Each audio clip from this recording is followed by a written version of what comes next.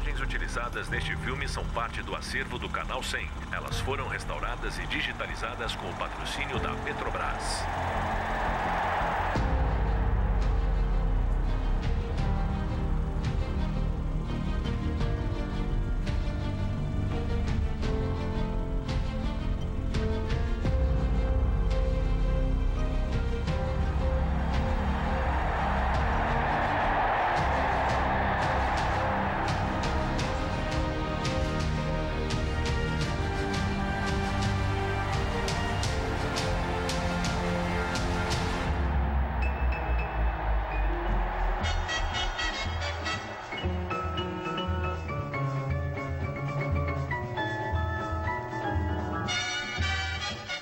Épico, histórico, memorável, incomparável. Conquistar a Libertadores da América é um feito que somente times formados por verdadeiros guerreiros conseguem realizar.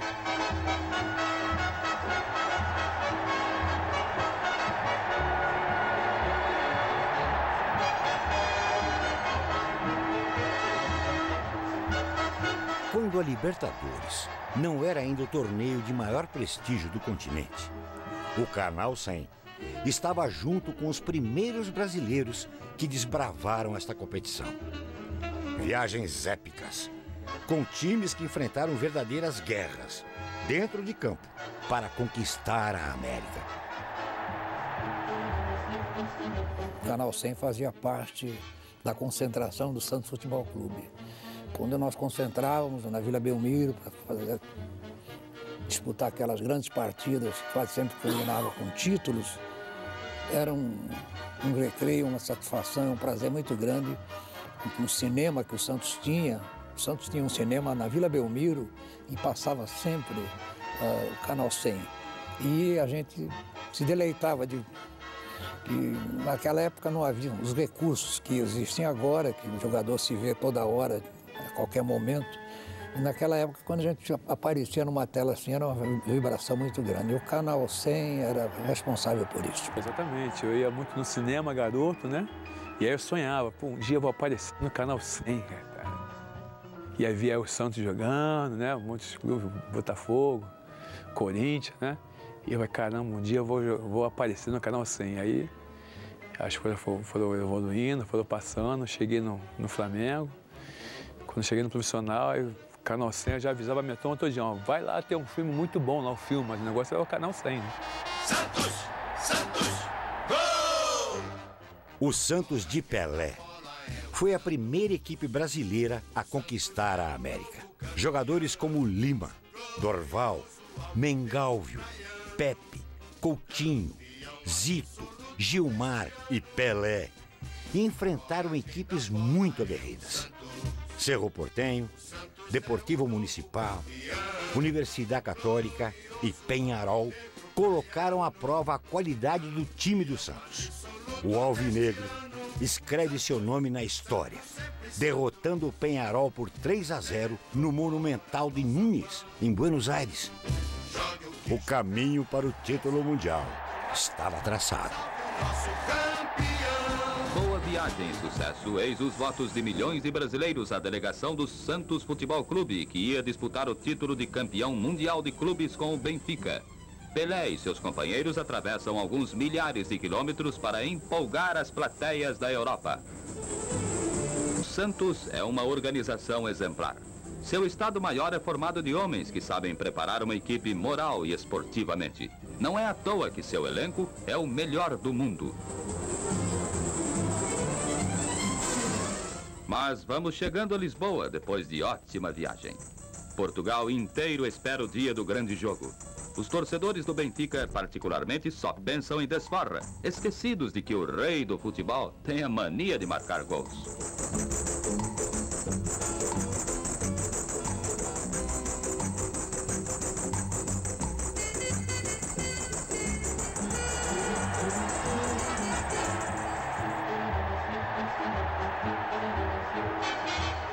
Talvez a maior partida da história do Santos Futebol Clube, porque nós chegamos a 5-0 no Benfica. fazer 5-0 no Benfica, no finzinho que o Benfica marcou os 2 gols. No modo de ver, a maior partida do Santos Futebol Clube, notadamente do Pelé. O Pelé teve um gol que ele driblou 3 ou 4 jogadores de defesa, o Costa Pereira, driblou um guarda que estava encostado na trave e fez o gol.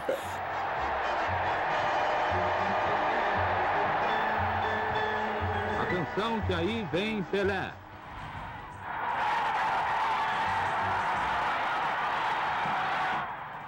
Era o primeiro gol santista numa entrada oportuna do rei do futebol.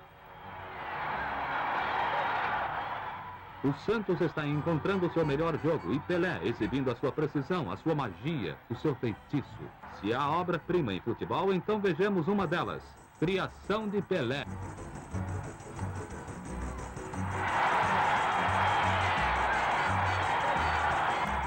Um gol espetacular. Santos 2-0. Vai vencendo e convencendo. Extraordinária a exibição de Pelé, que dá um bolão de presente a Coutinho. É o terceiro gol do Santos. E para que possamos vê-lo em todo o desenrolar da jogada, repetimos a cena de outro ângulo.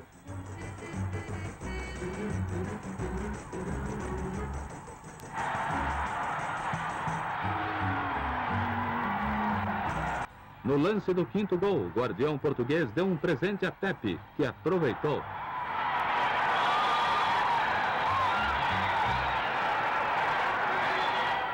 (5-0) representava uma vitória contundente para o Santos de braços abertos, empolgada pelo seu grande futebol. Eu encontrei o Torres era o centroavante do Benfica, algum tempo atrás, e ele conversou comigo, assim, uma meia hora, nós ficamos conversando, e o Torres dizia assim: senhor Pepe, ele me chamava de senhor ainda, vou lhe dizer uma coisa. Quando nós entrávamos para jogar com o Santos, vimos aquele ataque, aquele negro com a camisa número 10, entrávamos todos borrados.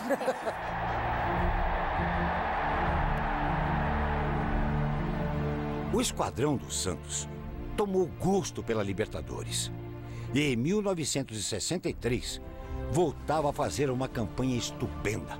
Pelé e seus companheiros venceram na semifinal por 4-0, em pleno Maracanã.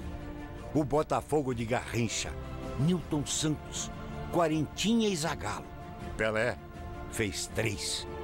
E assim, o Santos foi para a final, enfrentar o Boca Juniors na Bombonera, em Buenos Aires. Quando chegava na Bombonera, o ônibus parava lá dentro, ou na entrada do estádio, cercado por um monte de torcedores, logicamente do Boca, de torcedores argentinos. É hoje, vocês vão ver aqui hoje, ficar lá falando em castelhano e procurando nos atemorizar, nos amedrontar, né? Mas aquele time do Santos enfrentava qualquer parada.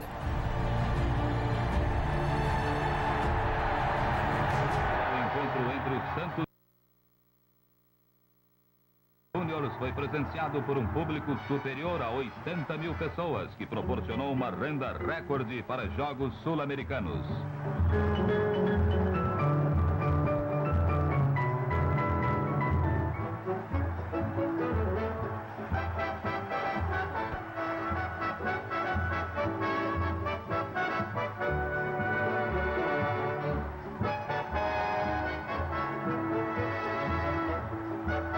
Nos primeiros 45 minutos, o marcador não se movimentou. O placar em branco deixava nervosa a multidão ávida de emoções.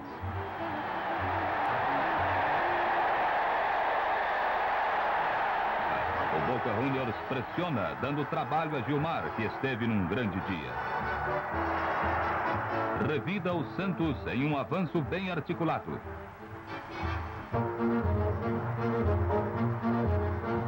Depois deste ataque santista, veremos os lances do primeiro gol da partida.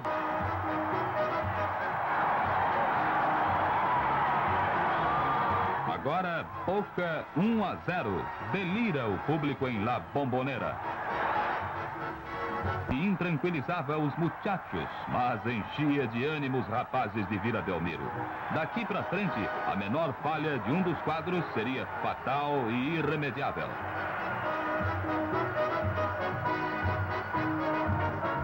O empate perdurava e parecia definitivo, mas o Santos tinha uma surpresa reservada para os últimos minutos. Um magistral gol de Pelé, que será mostrado em seguida.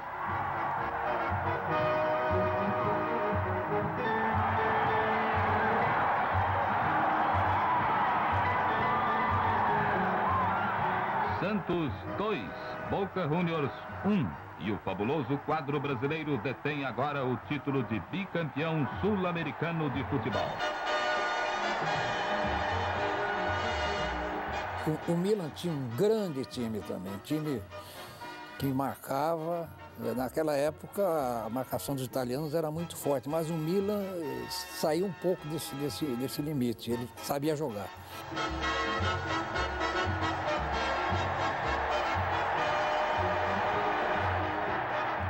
Vencedor do primeiro jogo no estádio de San Siro, o Milan enfrenta o Santos no Maracanã completamente lotado.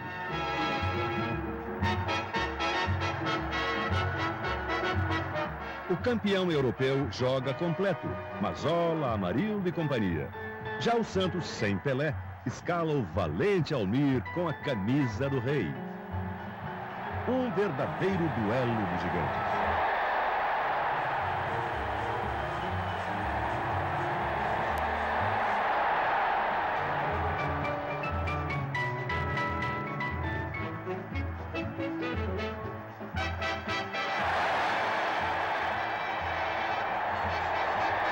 Eles fizeram 2-0 no primeiro tempo.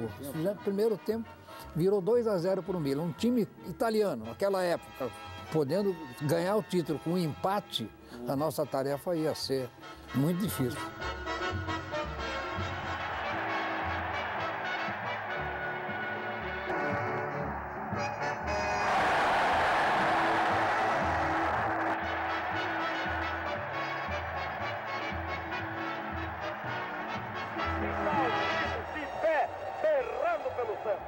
Pepe vai cobrar do mesmo local onde fez o primeiro gol. Atirou, é gol! Gol! Pepe! Gol do Santos! Pepe! Gilmar pulando na sua meia-cancha. 21 minutos e meio. Pepe!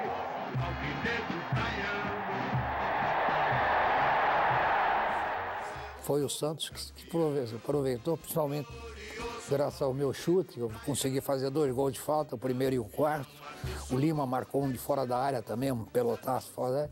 E viramos o jogo para 4-2. Ah, eles ficaram muito... Eles já estavam... O pessoal conta, Adílio, conta que no intervalo, quando virou 2-0, eles já estavam preparando as pistas e champanhes para festejarem depois do jogo. Outro grande conquistador foi o Flamengo de Zico. Um time habilidoso e guerreiro. Jogos complicadíssimos, como nas oitavas contra o Atlético Minas Gerais. Foram 3 jogos, sendo que no terceiro, o juiz José Roberto Wright expulsou 5 jogadores do Atlético, encerrando a partida aos 37 minutos do primeiro tempo. Na final, uma batalha épica contra o Cobreloa. O Flamengo enfrentou muita violência em 3 jogos. No primeiro jogo, Maracanã lotado e vitória do Flamengo por 2-1. No segundo, um fato marcante. Foi os pontos que eu tive aqui no supercílio aqui. O cara com a pedra na mão, que ele me marcou muito mesmo. Caramba, o cara veio para me pegar mesmo. Cotovelado ou soco? Não, ele veio com a pedra. Eu passei por ele, né? Ele fez aqui assim e jogou aqui a pedra veio, rasgou. Meu supercílio.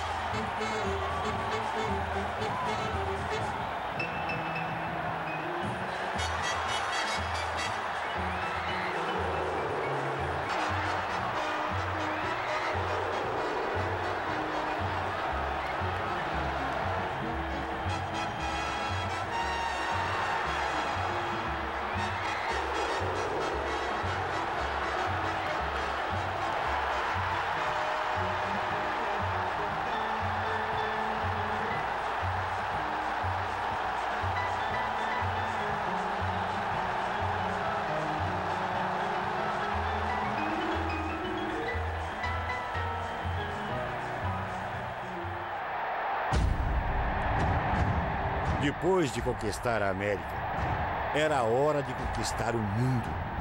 E o Flamengo de Zico fez bonito. Atuação de gala do time que fez Tóquio tremer. A gente não conhecia muito bem o time do Liverpool, não tinha esse conhecimento, mas sabíamos que eles jogavam bola aérea, né, no alto, nem chegava na linha de fundo. Tinha um centroavante baixinho que ia para um lado e para o outro, né? Tinha um jogador, o crânio dele, que era no meio de campo. E aí nós tínhamos lá, nós tínhamos lá dois zagueiros, que era o Marinho Moza alto, né, tranquilo.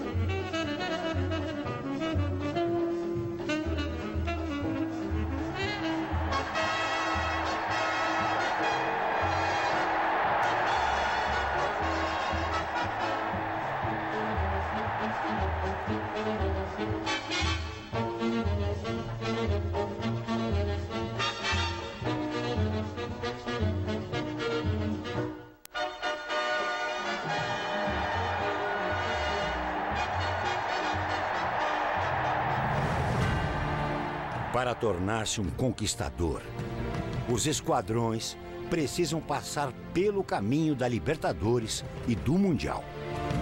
Duas competições que consagram jogadores em batalhas épicas e representam hoje o maior desafio para os times brasileiros. Nós agradecemos o Canal 100 por estar nos proporcionando isso aí, cara. Muito legal. Foi realmente um prazer muito grande. E nada que agradecer, nos proporcionou momentos muito alegres da gente rever momentos felizes da nossa carreira.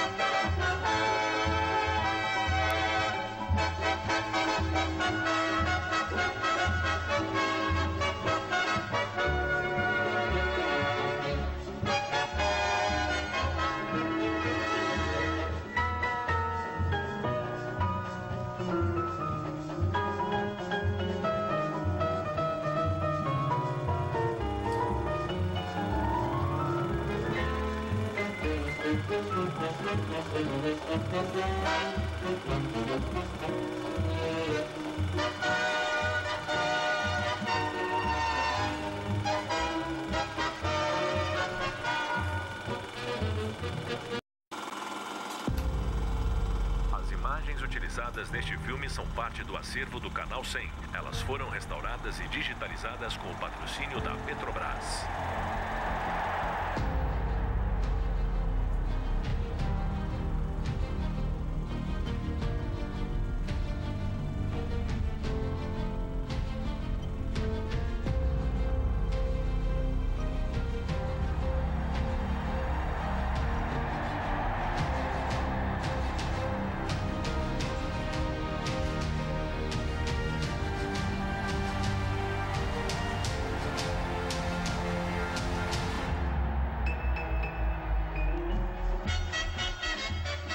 Poucos times no planeta vivem com tanta intensidade a sua história. Neste time, nada é pequeno. Não importa se é derrota ou vitória. A torcida é intensa a cada segundo, nas glórias e derrotas deste time chamado Corinthians.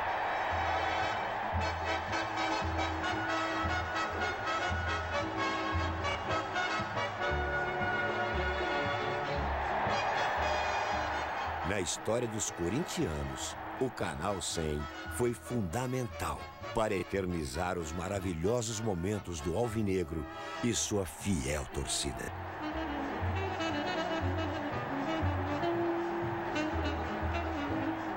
Porque o Canal 100, já naquela época, aqueles anos, né, era impressionante a evolução, a técnica que ele passava pra gente, né? Aqueles anos, quando batia na bola, você via a chuteira quando saía a grama saindo, aí você via, e daí você ia pro torcedor, a expressão do torcedor, o foco, né? E uma câmera lenta, aquelas coisas acontecendo, os movimentos, aí você aparecia os músculos, as feições da jogada, quando você vibrava o cara, você formava a tua cara, os movimentos. Era uma coisa fantástica, realmente uma coisa linda. Eu, todas as segundas-feiras eu ia no cinema, já era uma tradição, e era justamente para assistir. E fora isso, havia, né, os colegas nossos que falavam, pô, vai lá essa semana, tá você lá no Canal 100. Ah, o corintiano é um torcedor diferente. Não importa o tamanho da derrota ou o tamanho da vitória. Ele é fiel, sempre. Nesta longa relação, a rivalidade contra o Santos foi prova disso. É que nem para até isso, né? É uma torcida sofrível. Coitada, sofre também, né? Não só os jogadores, né? Joga que eu fiquei lá, graças a Deus, eu falo, eu tenho um respeito, um carinho, porque eu nasci no Corinthians, fiquei quase 11 anos. Na estrada do Corinthians, houve um tempo em que toda uma geração penou, sofreu e teve que viver em constante agonia. Foi um terrível jejum frente ao rival implacável, o Santos. Você tinha muita qualidade, né? E era difícil, você pegava, pô, você pegava os caras na frente que você conhecia, você se queria driblar, não conseguia. Os caras tudo malandro, no bom sentido, né? Mas era gostoso, era prazeroso, era maravilhoso, porque era mesmo que você jogasse contra um Santos com Doval, Mengal, Coutinho, Pelé e Pepe, né, pô? Que era um time que, meu Deus do céu, você já sabia o sofrimento, você entrava em campo e falava, pô, hoje vamos sofrer, mas vamos pro pau, né? Durante 11 anos e 22 jogos, o maior carrasco corintiano deu as caras. Pelé foi protagonista nos 38 gols marcados nesse período e também contadas por quem viveu esse grande momento do futebol brasileiro. Até foi interessante, em 71 nasceu minha filha. E Calil vai jogar quem? Corinthians e Santos. E eu aquele negócio, vou fazer um gol, homenagem à minha filha, lógico, vou homenagear a minha filha que nasceu. Aí, o homem lá de baixo que ele fala, eu vou fazer um gol pra filha do Rivelino também. Lógico, né? Aí eu tive a felicidade, fiz 1-0 e ele fez 1-1. Pelé empatou. O Corinthians com um punhado de craques comprados a peso de ouro, tentava a reabilitação ante o Santos, um rival que há 11 anos estava atravessado na garganta dos alvinegros paulistas. Esse era o jogo do ano.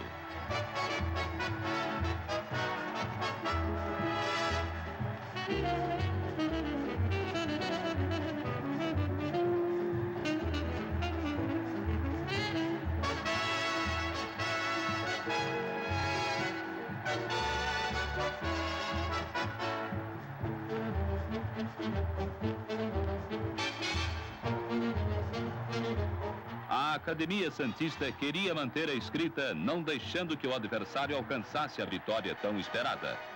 Mas nessa noite, a nova equipe do carioca Paulo Borges veio a campo só pensando em acabar com o tão incômodo tabu.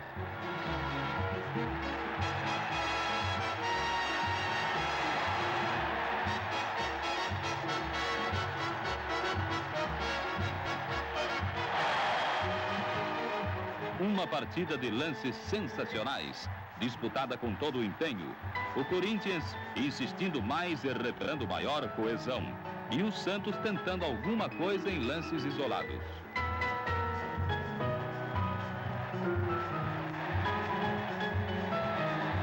Mas no segundo tempo, Paulo Borges fazia explodir o Pacaembu.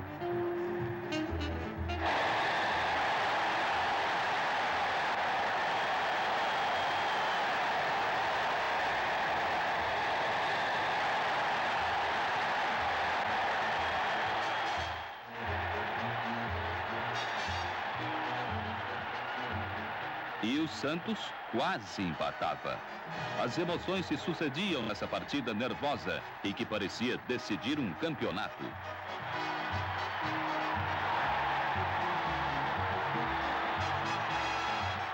E os corintianos liquidavam a fatura nesse lance que Flávio vai concluir.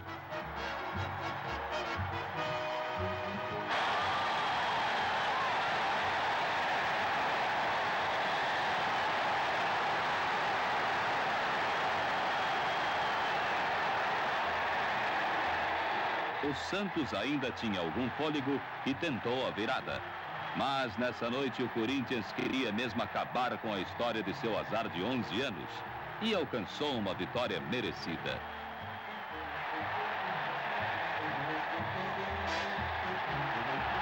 A torcida disputou as camisas dos craques corintianos e a festa foi o extravasamento da imensa alegria pelo triunfo sensacional.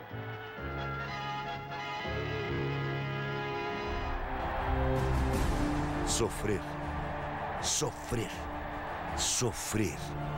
Depois de conseguir se livrar do trauma de Pelé, a Fiel queria um título. Afinal, foram 23 anos sem levantar nenhuma taça.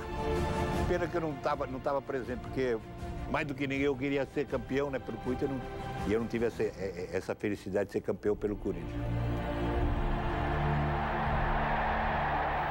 Mais de 2 décadas sonhando com um campeonato, a torcida do Corinthians paulista lotou o Morumbi na primeira partida pelas finais de 77, em que os comandados de Brandão jogaram com a Ponte Preta de Campinas. Embora apresentasse um futebol bem coordenado, a Ponte Preta, desde logo, esbarrou num ótimo esquema defensivo armado por Brandão. Com isso, o gol de Palhinha surgiria num contra-ataque.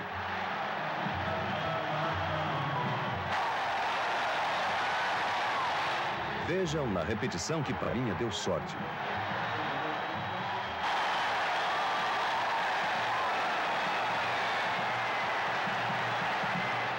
Com a torcida corintiana vibrando intensamente, a partida terminaria mesmo 1-0, apesar da Ponte Preta ter procurado sempre o empate.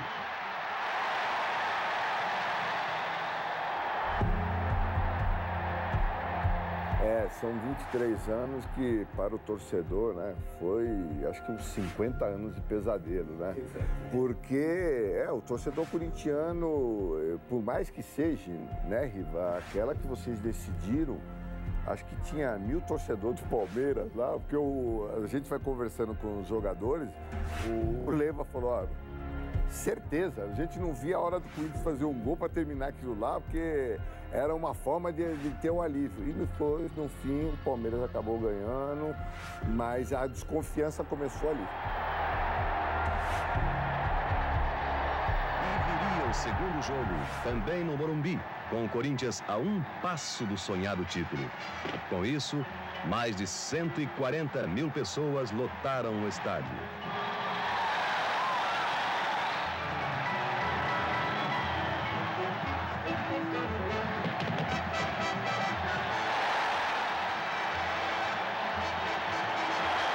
O panorama do primeiro jogo continuou a se repetir.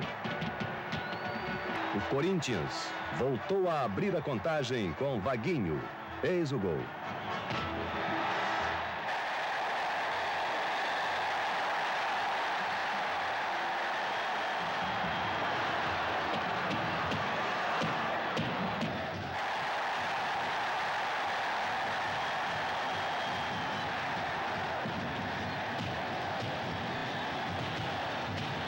No segundo tempo, porém, o sonho de 23 anos voltou a ser um pesadelo. De cá bateu uma falta com maestria e empatou.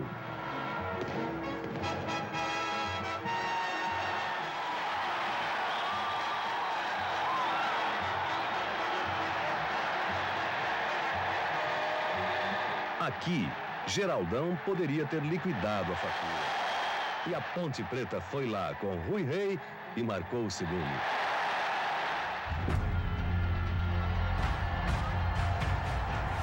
Mas o torcedor saiu. Nós estávamos numa perua, Riva, que nós saímos mais cedo, e a perua tudo escura, assim, né? E nós estávamos lá dentro, eu, Zé Maria, Moisés, Russo. A gente ia embora, porque concentrava-se sempre 2 dias com antecedência ao jogo. E, de repente, os caras saíram revoltados, dava cada pancada na perua. E os caras balançavam, esse time vai mais uma vez, mais um ano. Então, quer dizer, eles saíram rebeldes por causa da desconfiança que ficou. Que drama.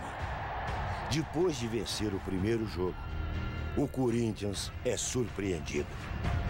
E o fantasma agora assola a mente dos jogadores. Considerado o melhor elenco do Brasil naquele ano, a Macaca já havia vencido 3 vezes o Corinthians neste campeonato. Mas o time da Ponte jogava por música. Esse time que você se referiu aí era superior ao nosso. Era superior ao time do Corinthians. Mas o Corinthians teve a vantagem do primeiro jogo, que ele ganhou, soube como administrar, foi para o segundo, com 148 mil pessoas no Morumbi. Aí a coisa se reverteu. E olha que nós saímos na frente com o gol do Vaguinho. E a Ponte virou o jogo. Mas o time da Ponte era superior a qualquer, aliás, do Brasil naquele momento. O time da Ponte Preta jogava muito. O Brasil foi perfeito. Eu acho que o último jogo, o Corinthians jogou bem menos mais. A Ponte não apresentou o futebol que apresentou quando o terceiro jogo. O Corinthians foi superior e mereceu, realmente foi superior à Ponte na oportunidade. Eu estava no Rio, assisti o jogo, foi muito superior à Ponte Preta. Com os ânimos à flor da pele e com um público de mais de 80 mil pessoas, os jogadores do Timão estavam determinados a não deixar o campo sem conquistar a vitória. O terceiro jogo não tinha como, porque além de nós marcarmos, né, nós entramos com funções já definidas. Cada jogador tinha seu jogador. E agora vou fazer uma lembrança aqui muito importante para nós. O João Avelino deu uma sacada muito importante junto com o professor Teixeira. Essa função que cada jogador tinha era assim, o meu caso. A gente entrava para treinar, para almoçar, para jantar, tá passando aí. Aí o professor falava assim, ó de cá. Então a gente tinha, né, que estar atento. E de cá. Não, mesmo se você estava com prato de comida para ir comer, por incrível que pareça. Você vai ver. Aí gritava, ó o Rui Rei. Aí o Moisés já tinha que estar também assim. E nós fomos com essa função, com essa obrigação até o Morumbi. E isso, por isso que eu falo que nós surpreendemos e jogamos muito mais. Eu tive o privilégio de assistir o jogo com ou de cá, o vídeo que foi passado por uma TV. E eu falei antes de começar, falei de cá, resultado normal, é uns 3-0 para o Corinthians. Nós jogamos muito mais que vocês, entendeu?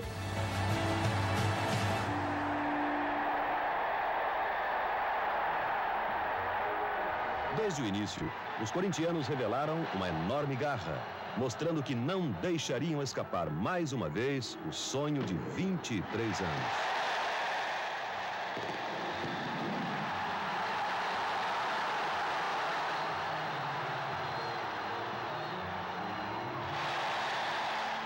E eis que o atacante Rui Rei entorna o caldo para a Ponte Preta, sendo expulso de campo depois de armar um tremendo pipocó.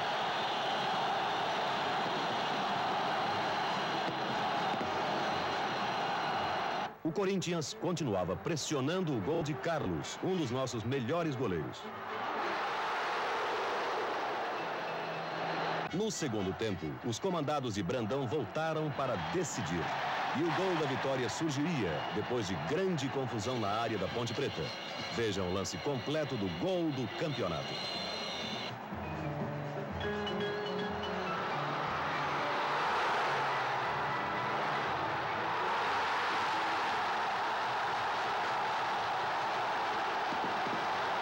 Eis a repetição do gol histórico de Basílio.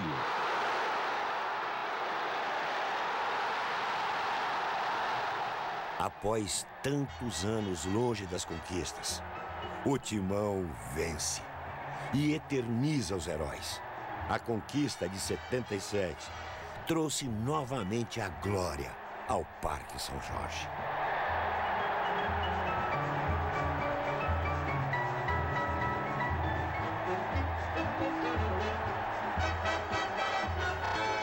Que torcida, que time, que paixão.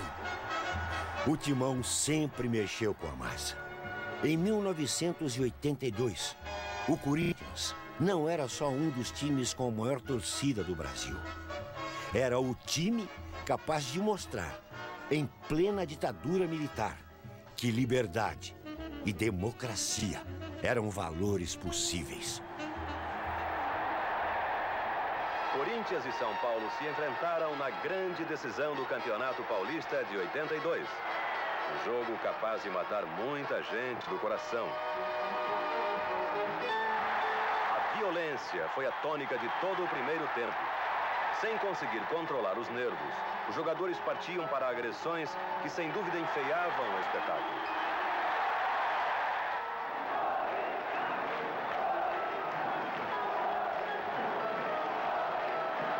Somente na etapa final, quando os dois times voltaram para a bola suas atenções, a partida retomou seu ritmo. Após uma jogada de Sócrates, Biro abriu o placar.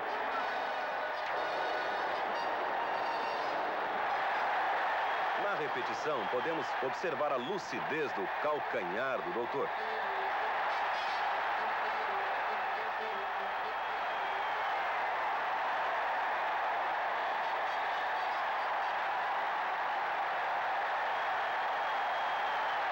Porém, enquanto o Corinthians vivia a embriaguez do gol, Getúlio chutou forte. O goleiro Solito não segurou e Dario Pereira empatou a partida.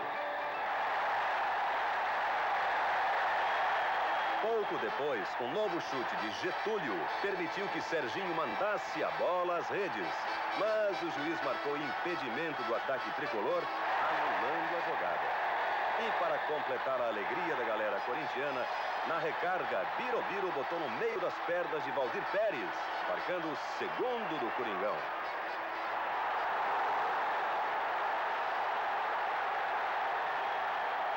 Finalmente, aos 40 minutos da etapa final, após uma jogada de Ataliba, Casa Grande marcou o terceiro. Nossos corações,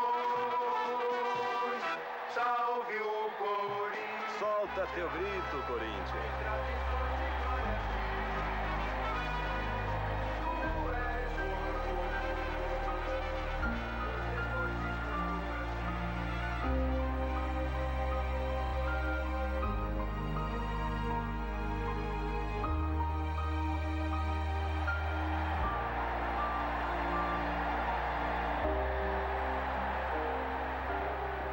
você reviver, conversar, imagens, e essas imagens que mexeram, que mexem, até hoje mexem com a gente, olha como é que eu fico. Fico arrepiado, realmente é uma coisa fantástica, maravilhosa. Só tenho a agradecer que voltar esses tempos, né? Obrigado mais uma vez a vocês. Não, eu tenho que agradecer, assim, até em nome dos ex-jogadores, pelo presente que vocês estão dando a todos nós.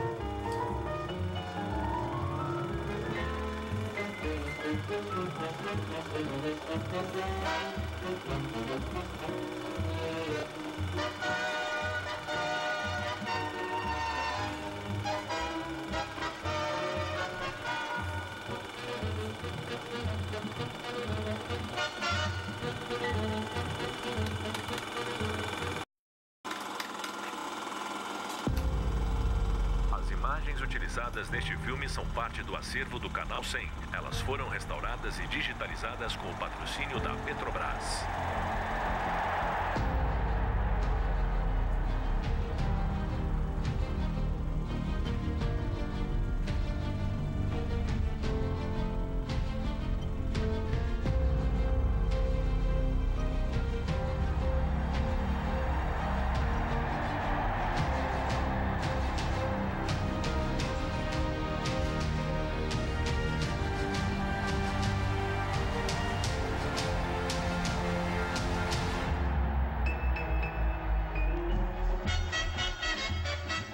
Monumentos erguidos para celebrar o maior espetáculo da Terra. No Brasil, o futebol só é futebol, porque quando se ia a um destes estádios, vivia-se uma emoção além da imaginação. Lembranças indescritíveis, lágrimas de tristeza e alegria.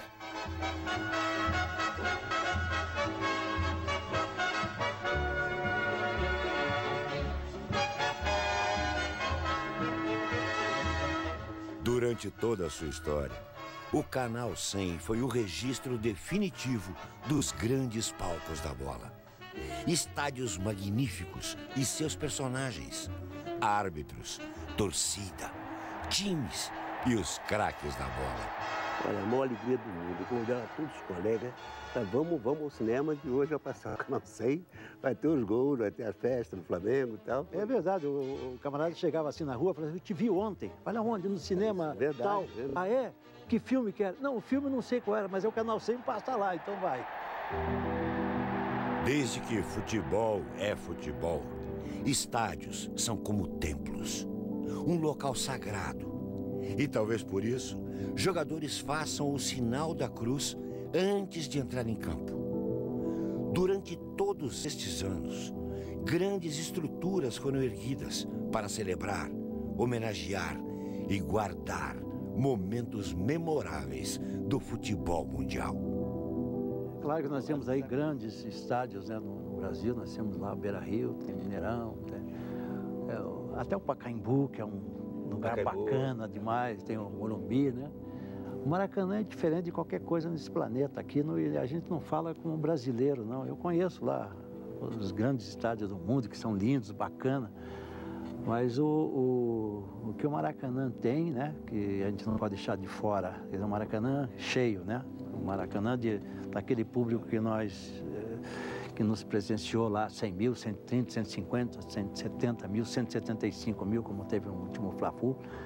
Ali é diferente de qualquer outra coisa, cara. Ali a torcida explode na hora que você entra em campo, é aquilo que o Canal 100 faz.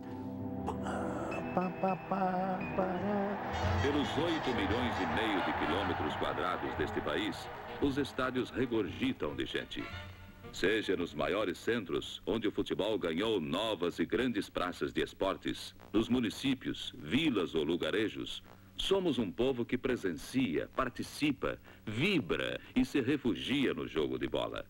Cada um agarrado às suas cores, torcendo e sofrendo. O futebol é a obsessão de todo um povo. Os fatos demonstram que o futebol cresceu juntamente com todo o processo de expansão nacional. Depois do Maracanã, a construção do Mineirão veio trazer um grande impulso aos clubes mineiros. São Paulo quis se atualizar e ergueu o gigante do Morumbi, projetando outros novos e amplos estádios. Os gaúchos ganharam o Beira-Rio e o futebol do Rio Grande do Sul partiu para grandes conquistas. Assim, em outros estados de norte a sul, novas praças de esportes vêm estimulando a prática profissional e o fortalecimento das agremiações. O futebol é espetáculo de que participa a multidão com grande atividade e inventiva. O duelo das torcidas é no grito, na profusão de bandeiras, de faixas e na intensa sonoridade. O São Paulo acreditou no sonho e construiu uma casa suntuosa, um estádio moderno, à altura de seus grandes títulos. Estádio, aliás, que foi cedido várias vezes para finais de outras equipes.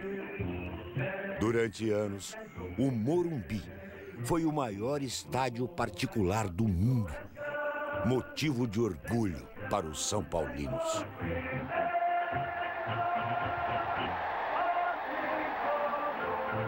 Decisão, jogo de vida ou morte entre o Palmeiras e o São Paulo, trazendo ao Morumbi mais de 120 mil torcedores. Quando Marques deu início à partida, a torcida silenciou na expectativa dos primeiros movimentos. Com a vantagem de 1 ponto, os tricolores, ao contrário do que muitos pensavam, partiram para a ofensiva. E aos 5 minutos, gol de Toninho.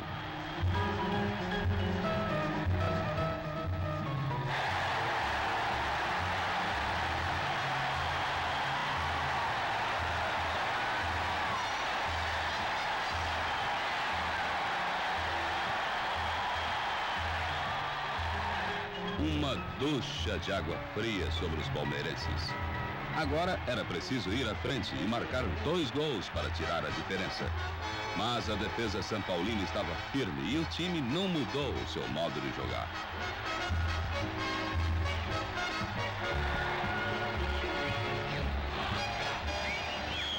A bronca é livre. César reclama, esperneia, mas não adiantava o choro. O Palmeiras não acertava o passo e teve de amargar a desvantagem na primeira metade do jogo. Mas no tempo final, os periquitos melhoraram.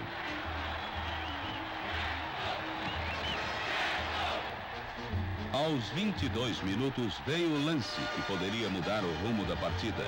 Vejam o gol de Leivinha.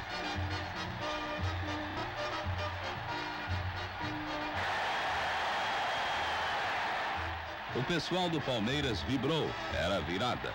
Mas o Armando Marques disse que não valeu, alegando que o tento fora feito com a mão. Foi um lance limpo, cristalino, disseram os palmeirenses inconformados.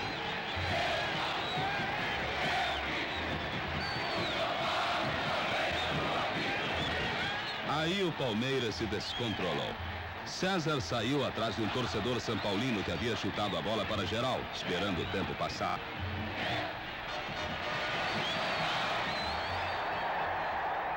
Ela saiu a lateral, depois do gol do Leiva, eles bateram o impedimento do Leiva e a bola foi para fora, o Sérgio bateu e a bola saiu. E no meio campo lateral, o Eurico foi pegar a bola, o Eurico pediu a bola estava com o torcedor fez assim para trás. Aí o Eurico foi e deu um chute nele, aí ele esperou correr, ele saiu correndo. Aí nós fomos correndo atrás dele, entendeu? E o tempo passou sem que mais nada acontecesse. Com o apito final, o São Paulo repetia o feito do ano anterior, sagrando-se bicampeão paulista de futebol.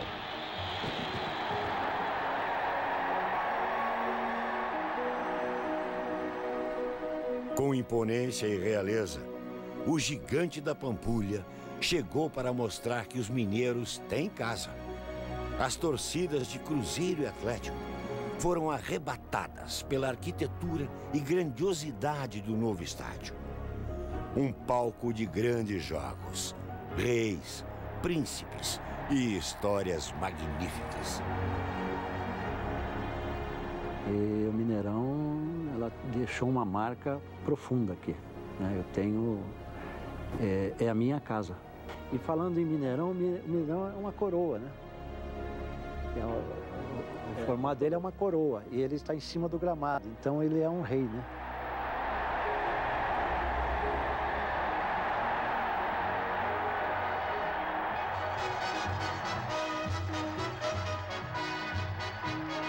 O futebol em dia de festa. Atlético e Cruzeiro jogam no Mineirão a primeira partida da melhor de 3 pelo título máximo. Público vibrante, grande renda, mais de 240 mil cruzeiros novos e os lances sensacionais registrados pelas câmeras do Canal 100.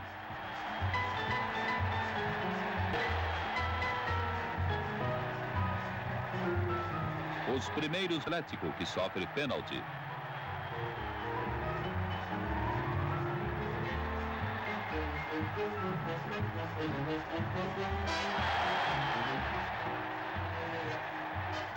Raul defendeu. Os atleticanos desperdiçavam chance de ouro. Outra oportunidade para o Atlético.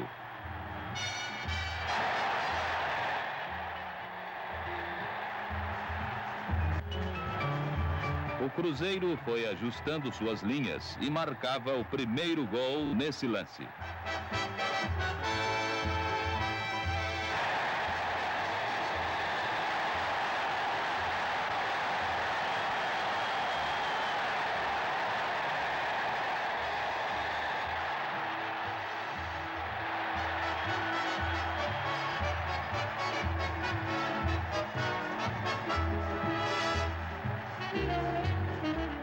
A equipe de Toção tomava conta da partida, jogando melhor e envolvendo sem dificuldade o adversário.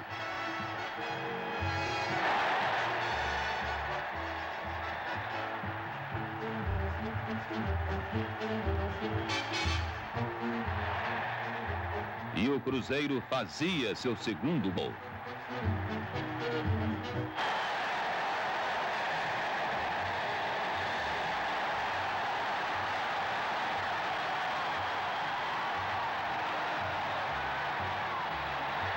Na repetição da cena, vemos o zagueiro do Atlético atirando contra suas próprias redes.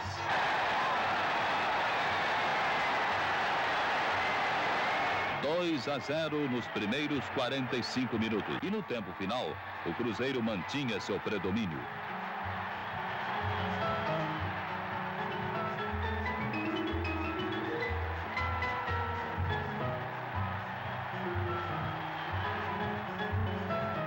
Mas em lance pessoal, Buião diminuía para o Atlético.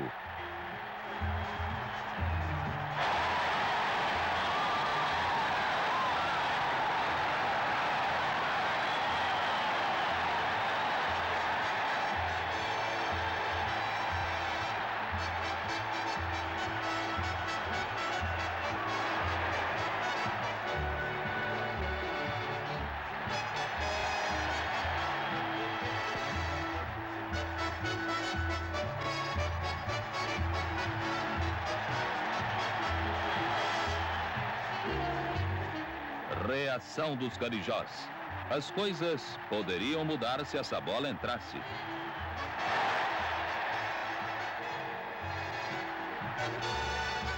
Mas o Cruzeiro conquistava o terceiro tento.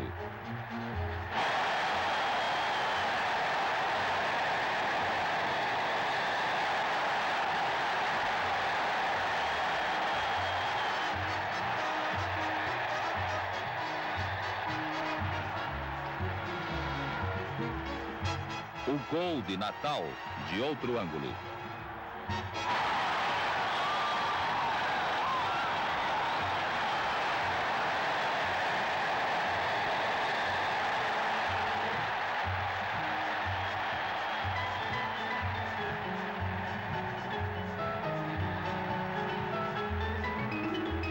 E Armando Marques dava por encerrado o jogo sensacional.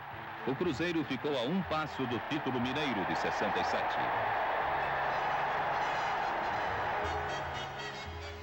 Se eu não me engano, eu sou o terceiro jogador que mais jogou dentro do Mineirão, né? Tivemos jogos importantíssimos, decisão de campeonato contra o Atlético, jogos contra o Santos de Taça Brasil, uma série de ótimas recordações, apesar de ter tomado alguns gols, né? Porque é inevitável, não dá. Elas foram restauradas e digitalizadas com o patrocínio da Petrobras.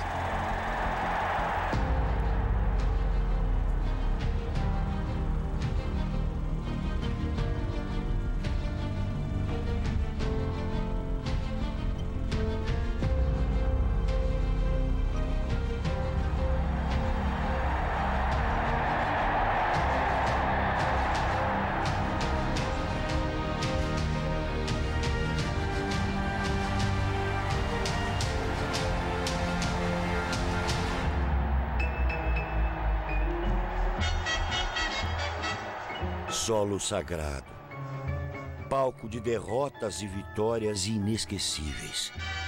Por ele, passaram milhões que puderam presenciar a glória do futebol e seus protagonistas.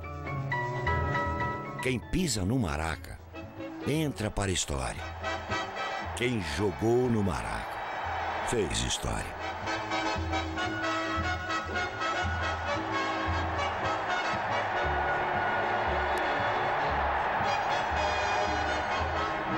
Maracanã e Canal 100.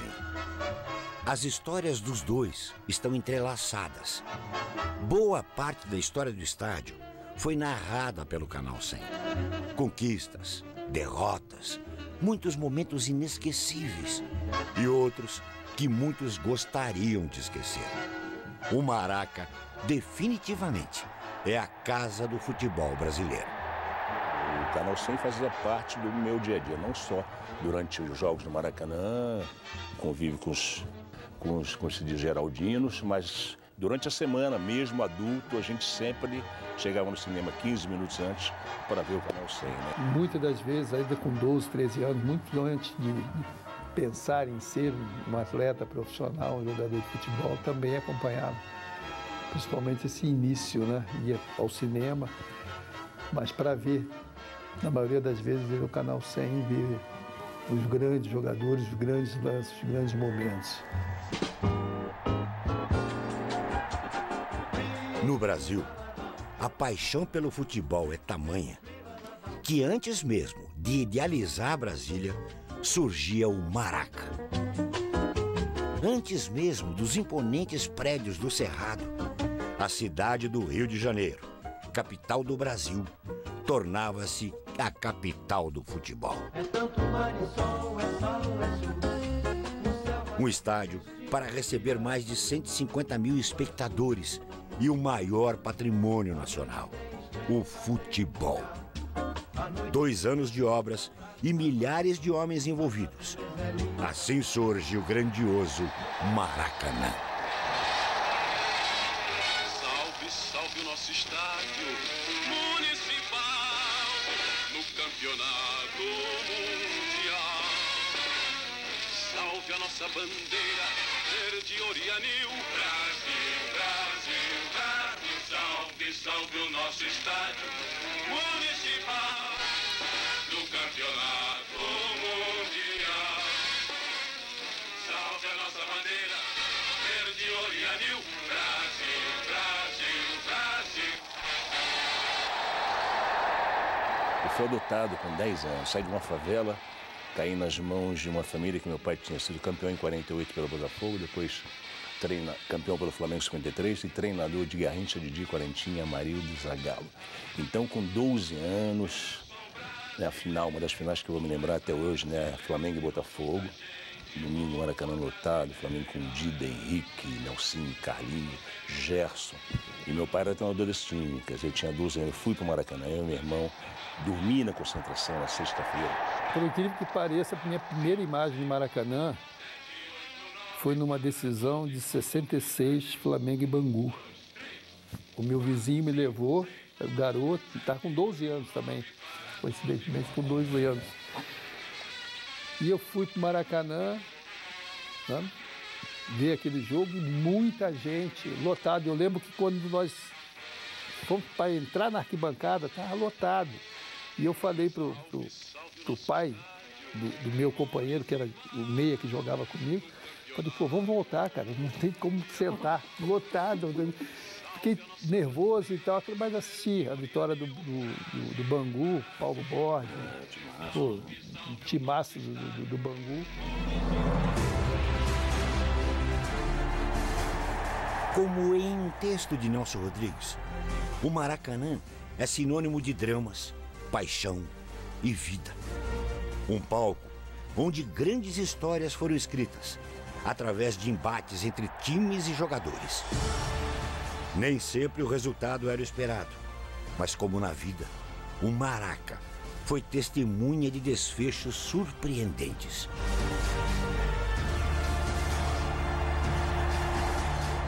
Bicampeão da Taça Guanabara, bicampeão carioca, campeão da Copa do Brasil, que não tinha campeonato brasileiro, ele só passou a existir a partir de 71.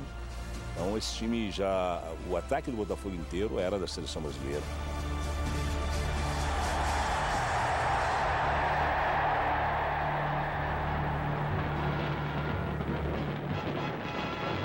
No Maracanã, a sensacional decisão do Campeonato Carioca de 68.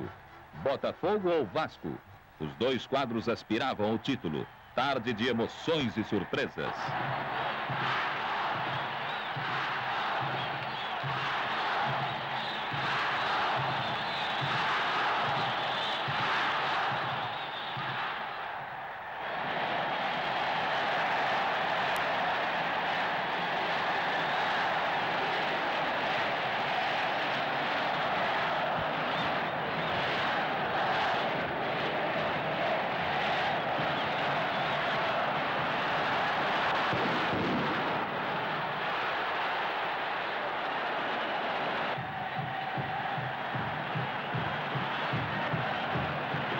Os maltinos investiam raramente num dia nitidamente alvinegro. A defesa botafoguense atuava bem, desarticulando qualquer ataque vascaíno. O Botafogo vai marcar o primeiro da série através de Roberto.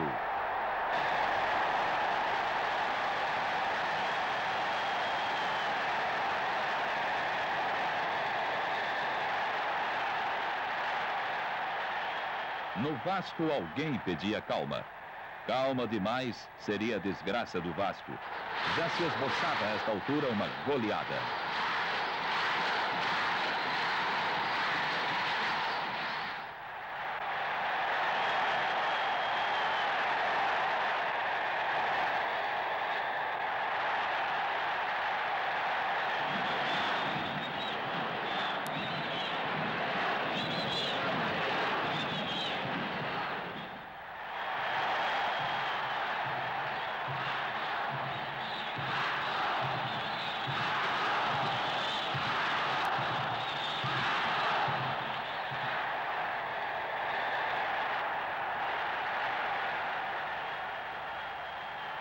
Ainda na primeira etapa, o alvinegro assinalava 2-0.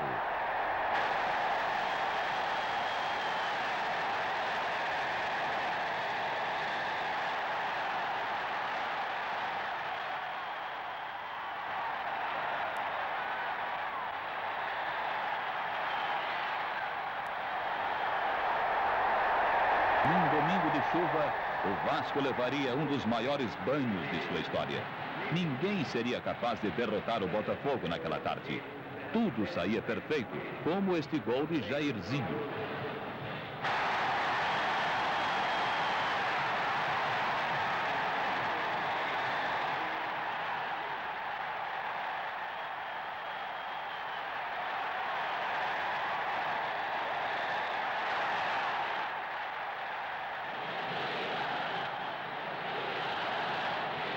Quando o Vasco atacava, a defensiva botafoguense barrava sua investida. Não demorou muito a surgir o quarto gol alvinegro. Gerson.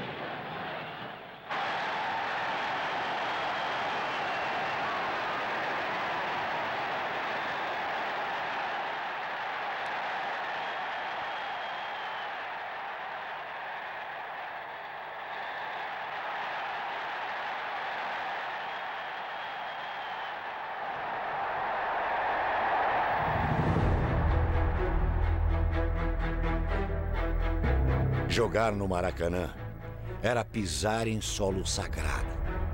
A torcida em chamas deixava qualquer um com os nervos à flor da pele.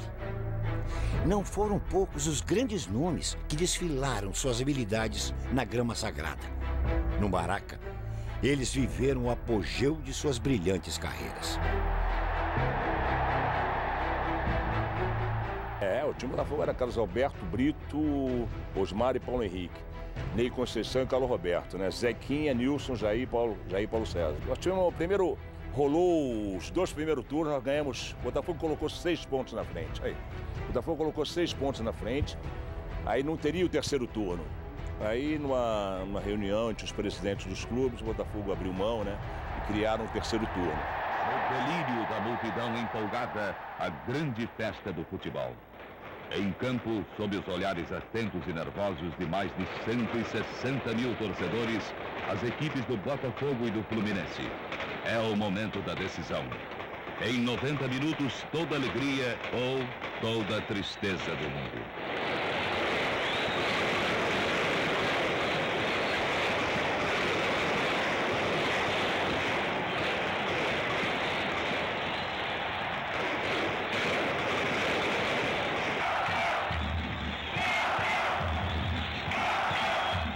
Uma guerra e 2 estratégias. Para o Botafogo, com a vantagem de 1 ponto, a opção foi defender-se. Para o Flu, combater na linha de frente é o que interessava. Jogo de paciência e de expectativa.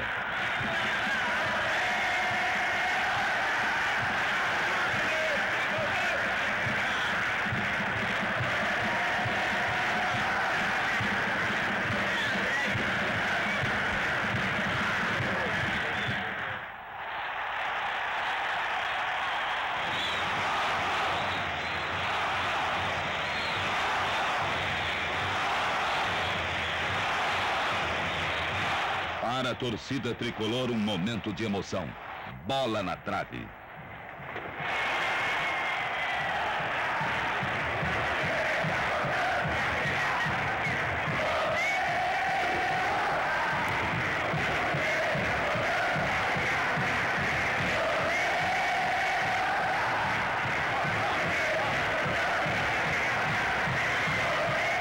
Pressão tricolor.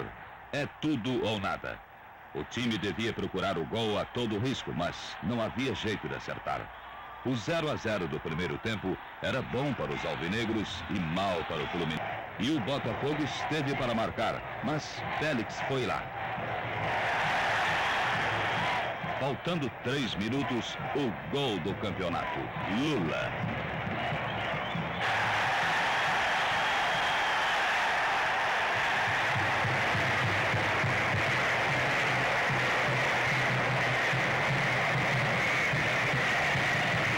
Os botafoguenses protestaram. Marco Antônio teria deslocado o Birajara, mas o juiz foi inflexível. O gol valeu.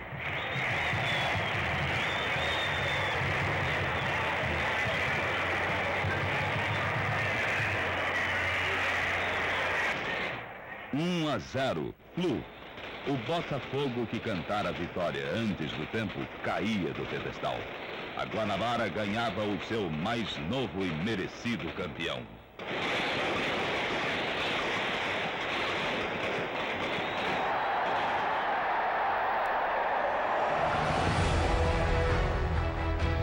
Além de Paulo César Caju, consagrado no Botafogo, outro jovem era aclamado pelo Clube de Regatas Vasco da Gama.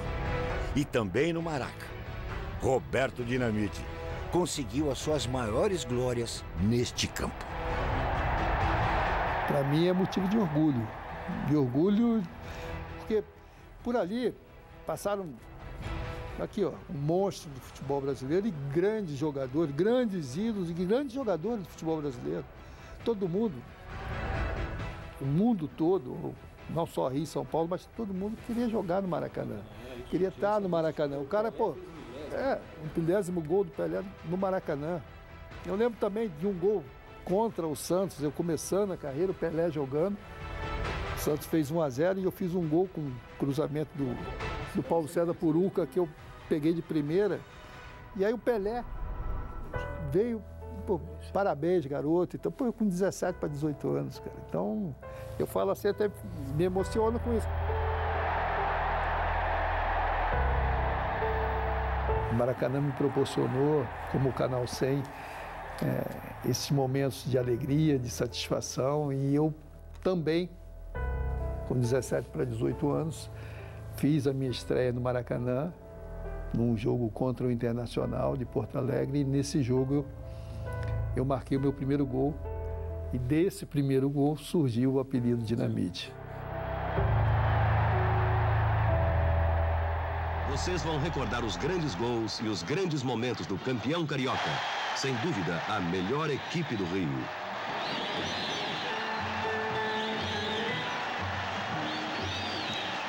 Roberto, por exemplo, continuou mostrando por que é um dos grandes artilheiros do futebol brasileiro.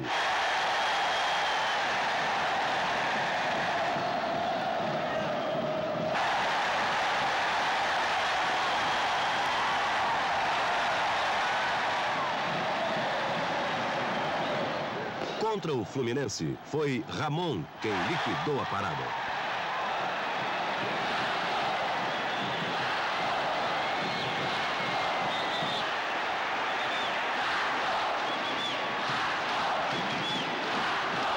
Roberto de novo, contra o Botafogo.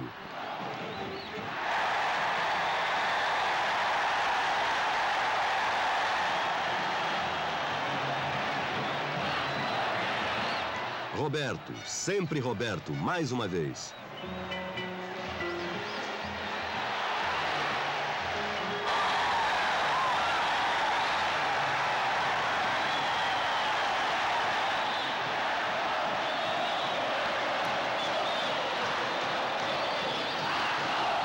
A caminho do título, o Vasco despachou o Botafogo no segundo turno.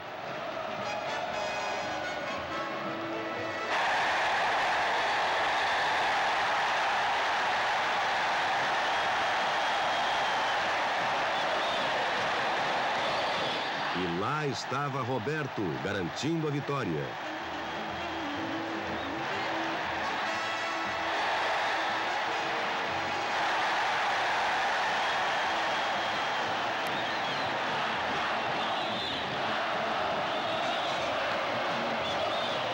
Contra o Flu, o Vasco mostrou mesmo que não é mais freguês dos tricolores.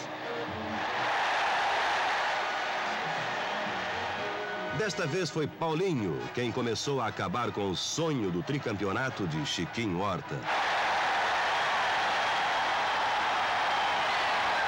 E chegou a decisão com o Flamengo, quando Mazzaropi foi o herói da jornada, barrando as esperanças rubro-negras.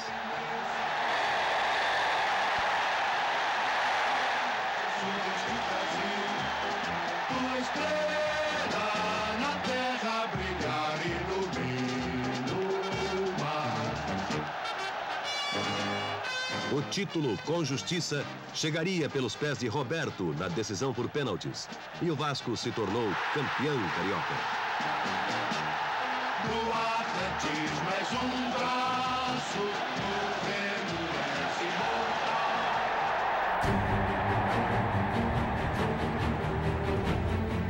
A energia do Maraca sempre mexeu com alguns jogadores. Dinamite acabava de voltar para o Brasil. E contra o Corinthians, teve uma das maiores atuações individuais de sua carreira.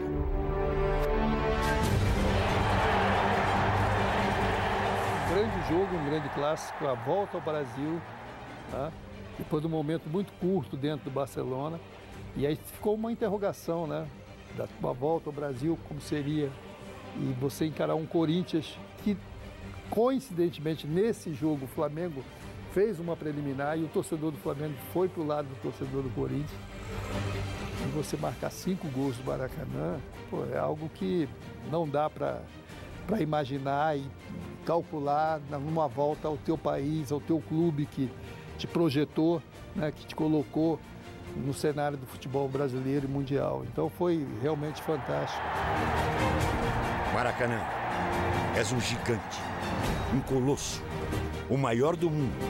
Em teu gramado sagrado, passaram os maiores, passaram os melhores.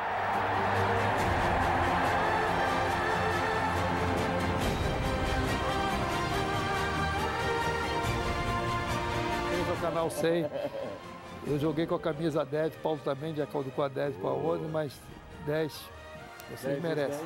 100.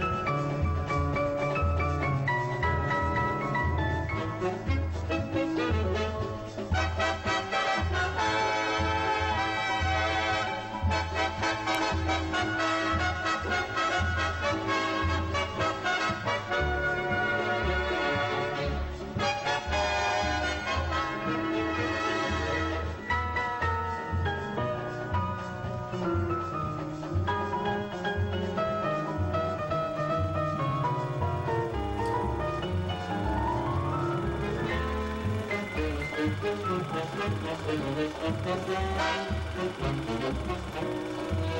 you.